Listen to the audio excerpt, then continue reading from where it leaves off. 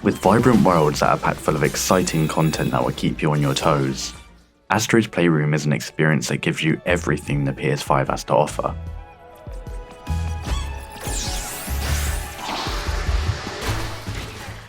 Hi, I'm Scotty and this is Rating and Review, the show where I delve into games present and past to find what makes them great and not so great.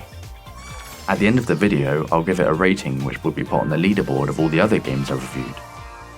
Now, let's get right into the video.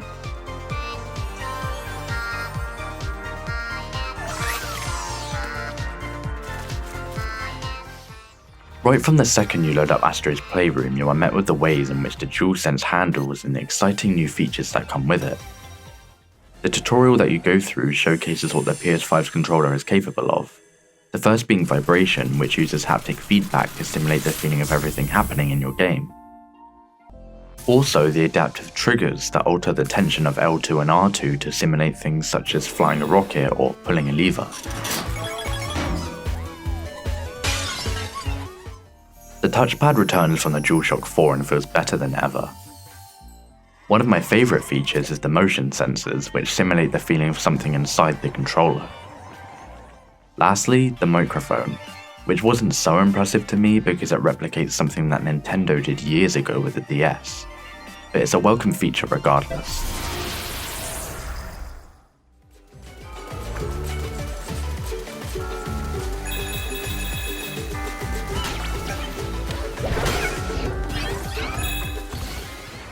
The premise of Astro's Playroom is that you play inside the PlayStation 5 and into worlds that represent components of the console. These 4 worlds were so unique and full of life that it was thrilling each time you'd transport into one for the first time. This is also helped by the fact that entering the worlds from the hub is completely seamless thanks to the PS5's power.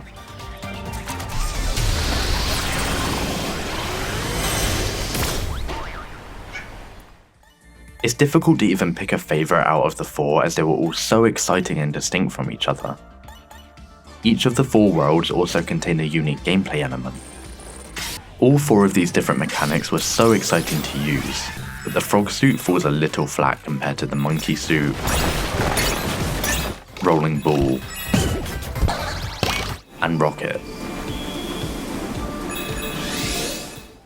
Fighting enemies that are dotted all throughout levels feels satisfying, and you often encounter some that you haven't seen before, which keeps gameplay feeling fresh. I found the final boss fight against the T-Rex really enjoyable and was a nice nod to the history of the consoles.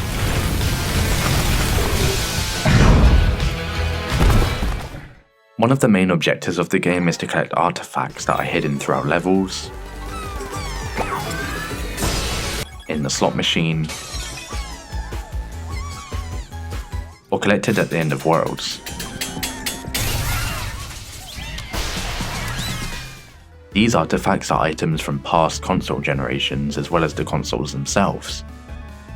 I enjoy collecting the artifacts and exploring the history of PlayStation.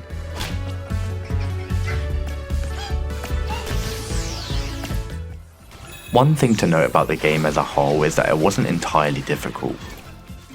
There are small moments where you may die a couple of times, but overall there is nothing here that would be challenging to most players. Although this isn't a negative critique because the game's purpose is to showcase the capabilities of the DualSense.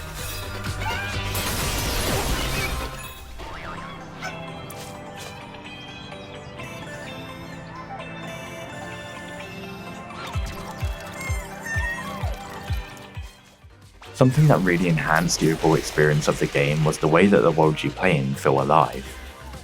Every single area is filled with bots interacting with the world around them, creating an experience so vibrant that it's hard to take your eyes off the screen.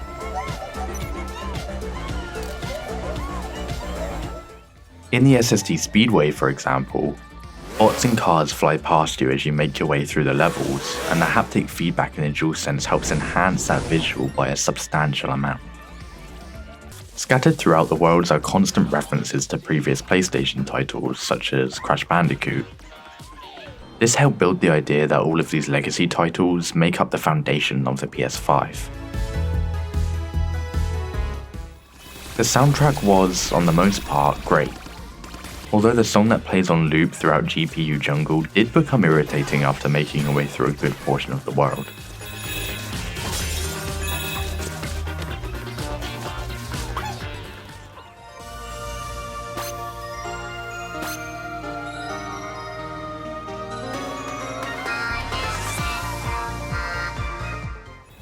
Astro's Playroom is not going to be a game that you spend a large amount of time on, but for a free tech demo, you wouldn't expect it to be. In the future, I would hope for there to be some sort of development beyond this game. Perhaps something that showcases a future piece of hardware that is related to PlayStation, similarly to what was done with the VR prior to this game. HowLongToBeat.com says that the main story will take you around 3 hours to complete.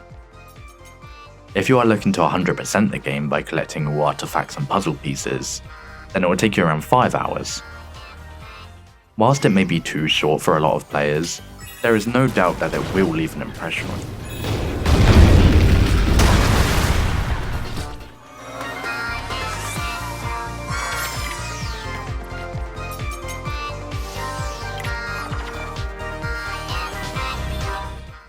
For a game that serves as a tech demo that comes implemented inside your PS5 console for free, Astro's Playroom delivers you an experience that pushes the boundaries of immersive gaming.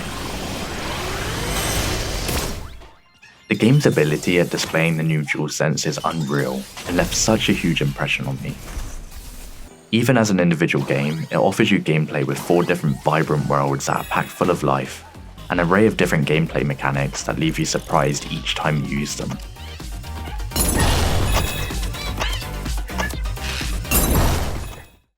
This means that I'm giving the game an 8.7 out of 10.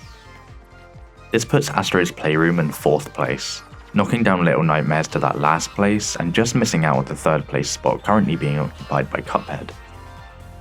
If you enjoyed this video, then please feel free to give it a like and subscribe to my channel for all future rating and review videos. And click the notification bell to be alerted when I upload. As always, I am Scotty, goodbye.